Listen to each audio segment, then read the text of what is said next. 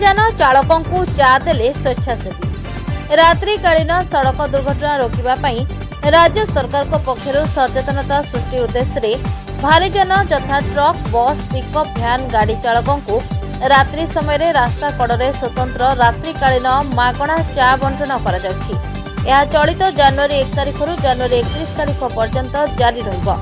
रात्रि 3टारू सकाळ 6टा पर्यंत भारीजान चालकों को परिवहन विभाग पक्षर चा प्रदान कार्यक्रम में स्वेच्छासेवी माने आगे आसुछंती और सेमाने रात्र समय और प्रातः समय ड्राइवर भाई मानको चा जोगाइथिले। एथिरे भंजनगर स्वेच्छासेवी संगठन विपदर बंधु ओडिशा रोटरी क्लब सदस्य एवं आंचलिक परिवहन कार्यालय पक्षर विभिन्न स्थान में चालक मानको चा प्रदान करा सह सड़क सुरक्षा उपरे सचेतन करुवा जणाଯାଇଛି। भंजनगर पुरुषोत्तम महापात्र रिपोर्ट जेएमजे न्यूज। आज देखो आज हूँ सरकार जो रोड सेफ्टी वीक थिला से सकाशे रोटरी क्लब भंजनगर आज लोकों को चाहा दे लोकों को अवेयरनेस करिछि।